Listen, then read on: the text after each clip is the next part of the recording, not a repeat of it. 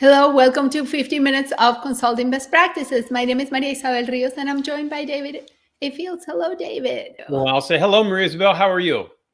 Doing great. Happy Monday. Welcome to the space where we answer your questions about how to grow, how to create success for you, for your clients in your consulting firms. It's a highly interactive space. For those of you who are familiar, you know it takes us a minute to see your comments, to see your questions. So as you come in, post a question, right? Share your questions with us today and give us time to see them and give us time to answer. Also participate in the discussion. Add your thoughts, add your own experiences to the conversation. And with that, let's jump right into questions that were submitted and were sent to us. Jaren, can you please share the first question that came in, please? Thank you. Oh, this is a short and sweet question. All right. From Gordon. Thank you, Gordon. Can you please explain how to set up and deploy Colorado pricing? Okay, Colorado pricing is a technique that you promoted and that you set up for pricing. So, David, explain how to set up and deploy Colorado pricing, please. All right. So it's a fairly, not exactly a technical question, but it's very pointed. So I'll talk a little bit about Colorado pricing. Right. Also, Gordon, and for all of you listening, and by the way, send a message, say hello to us. There's an article that is on our site that explains Colorado pricing. So Jaren, if you have a moment now, or just maybe after we finish up, can you find the article and post a link? And that way everybody will have it. All right. But that said, let me at least give you an answer, Gordon.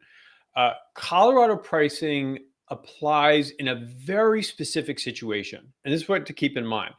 It's a situation where there's basically no constraint on the work to be done. And the only constraint is the budget. So that's not the case for most of the work we do. Most of the time as consultants, we go in and there's two constraints. There's a budget constraint, but there's also a defined project. There's amount of work that has to be done that the client's looking for, and that amount of work has an end, right? We're trying to get from A to B. B is well defined. We get to B, it's done. So that's what most of us encounter. Work can be done in a month or 2 months or maybe 6 months or maybe a year. However, when the work goes on, there's enough work to go on for maybe 3 years or 4 years. For all intents and purposes, in any 1 year span, you don't have a work constraint. You only have a budget constraint. And that's when you use Colorado pricing.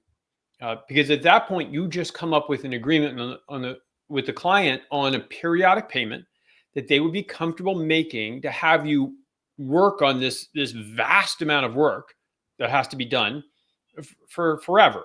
Forever in our terms might mean 2 or 3 or 4 years or 5 years.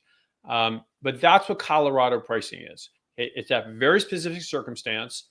And then you say, what periodic fee are you comfortable with just paying ongoing forever? And then we'll create value within that fee level. So, Isabel, what do you think? Did I do an okay job with shortcut on Colorado pricing? Absolutely. And I think what you're saying implies that along the way, you're agreeing what are the priorities for the work that it's getting done, and how do you measure the success of that work as well? Yeah. And when you're doing Colorado pricing, it's important to have an ongoing dialogue with your client. Right. Where you say, if at any time you feel like you are not getting the value, you let me know. And we'll either make sure we increase the value or we'll reduce the periodic payment.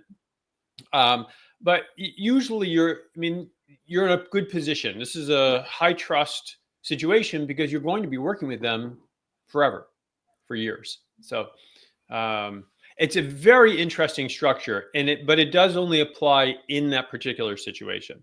Right. And for those of you who want to know why it's called Colorado pricing, you can go to the article. I find out more. All right. Use that as a tease. Hello, all who are saying hi. It's good to see you.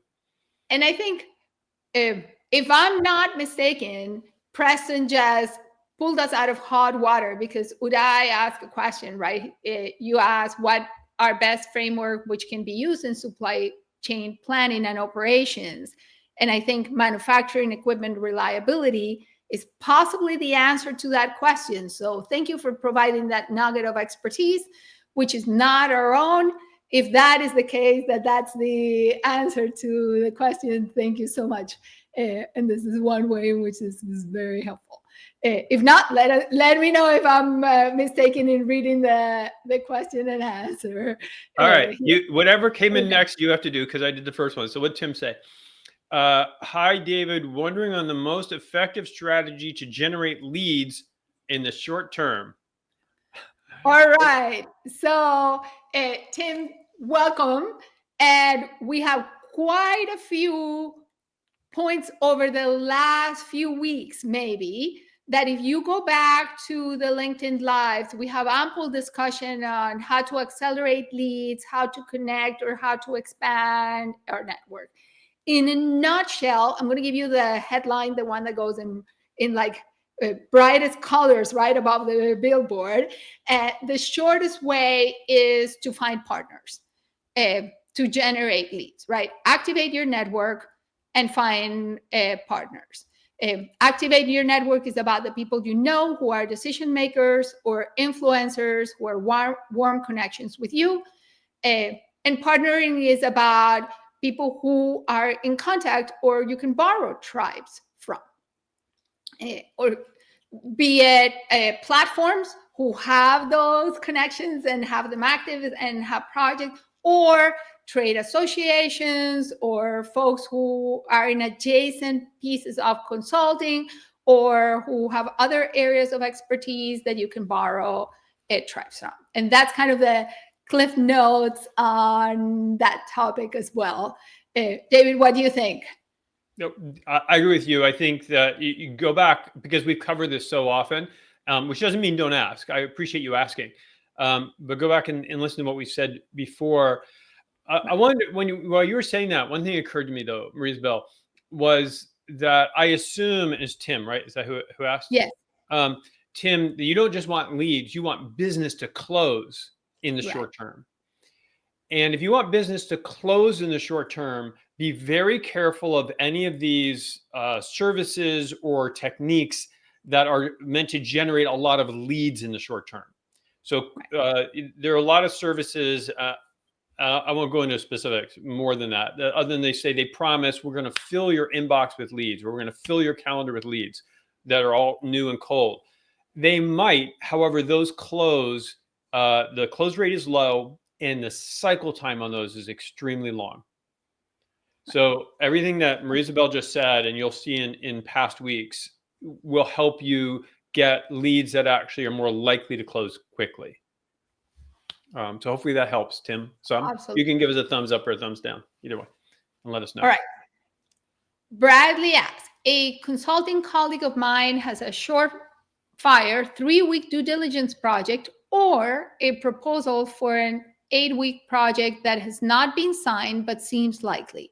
What factors should she consider when selecting which project to take if the due diligence starts immediately and it's an answer, while the proposal might take a few days for an answer? Okay, so this is either you do 3 weeks, surefire, or you wait for an 8-week project and you have to choose between one and the other, because assuming both of them require 100% dedication. Well, that's what therein is the rub, right? Because this is the classic, when you come to a fork in the road, pick it up, right? I don't understand there's a false choice here. Do both projects, win both projects, and figure out how you deliver both projects. That's my answer. Now I can understand, we often hear from clients that do due diligence projects because they're so intensive, right? If there's a one-person delivery team, it may require all of the capacity that one person has to offer. So I hear, David, in your answer, the invitation, challenge your friend to see if she can go beyond being a one-person delivery team for the due diligence process. What would it take to be able to deliver the due diligence project in conjunction with somebody else so that she has the capacity to take both. If that's not the case, then she needs to decide if it's a first come, first serve basis, if it's if she prioritizes the long-term potential of the relationship versus the income of the particular project. What are the factors that she's taking into account when she's deciding which project to take? Yeah. But push back. Why can't you take both? That's the real question that I want to know the answer to. And for your friend, all else being equal, I would prioritize bird in hand. So if there's a project you can win now, you win that project now, rather than the project you think you might win another time, or else it's a good way to not get either. Right. So, but take them both. There you go. Exactly. All right. What else is coming in? You all asking good questions. The question from Troy as well. Yeah. Okay. Hi, everyone. In terms of what you've learned about marketing and consulting practice, what has been most surprisingly effective over the years? Ooh, what do you think, Maria Isabel? What's been most surprisingly effective to you? Troy, if you're familiar with us, you must have heard us say that maintaining a warm relationship with what we call your network core is what's most effective over the year. Growing and maintaining a warm connection to those folks in your network who are decision makers, who are influencers, who can get projects for you. Par to none, most effective. David, what's your answer? Well, yeah, that's the most effective. I'm trying to think what's surprising. Because he asked what's surprising. I will say this format that you and I enjoy, and we've been doing for, I realize, much longer. It always seems like, oh, we just started this, but we've been doing this a while now. Right. This is surprisingly effective because as with many, many things, we try them as a firm so that when you as clients come to us, we can say, we tried it, it did work or didn't work. Here's what was our learning. This has been really surprising in that we can trace money to LinkedIn Lives. We can trace clients to LinkedIn Live. And I do think it's because, I mean, this is us, right? And there are obviously there are others on our team, but folks get to see us and be in conversation with us. So that'd be my answer, Troy, in terms of most surprising is this format right here that you're in. I think there's another element that it might seem surprising. It's not surprising for us because right side up thinking is so embedded into the way we operate, which is generosity always brings up 10 times what you give.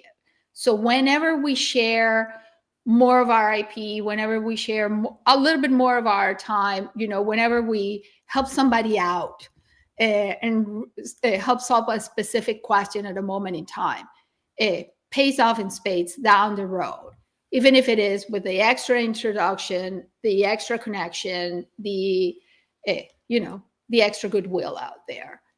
So be generous if you have a choice, if nothing else. All right. Okay, we're going to do one really quickly. Let's do John's. I don't know who's up, whether it's you or me. Well, go for it. Let's see. I've had colleagues suggest raising my rates, healthcare reimbursement consulting. How can I determine what the market will bear for my services? What do you think? Ooh. Okay, we're going to queue it up for you. You're going to test for fee tolerance, which is made out of 2 questions. You're going to ask for their budget every time you do discovery, and you are going to ask what we call the heart attack question. So come back next week, read about the heart attack question, look at blogs and all of that stuff. Come back next week and ask your follow-on on the heart attack question, John. Okay, and there's a few suggestions for you. And there are a few others. And Troy, good question about asking the why do they have to start at the same time? Exactly. And somehow magically. Right. Look, we hit our 15 minutes already. Oh my gosh. Thank you for spending 15 minutes with us. Let's see, 3 things before you go. First, on the off chance you don't have Monday Live yet on your calendar, Jaren, there it is. Just put that in the calendar so that it's easy to come join us. You can see there's good questions. You get to ask your questions. We'll answer them. So come back and see us every week. One other thing I wanted to mention is the wait list is open for this next solo practice accelerator. If you happen to run a solo practice, join this. This is phenomenal. It is the best thing going for solo consultants. The average rating on the last one we did is, I think, up to a 9.6 out of 10, which is crazy. If you're a boutique, we have other things for you. But if you happen to be a solo consultant and you haven't been to a solo practice accelerator, join us. Connect to me and Maria Isabel on LinkedIn. Here's our LinkedIn profiles. And that's it. Thanks for being here. Have an amazing week. Remember, consulting's about your clients. It's about your prospects. So give them kindness and give them value. And I'm going to be away, but Maria Isabel wants to see you next week. And we've got good questions teed up. So you come back next week and we'll see you then. Take care, all. Thank you.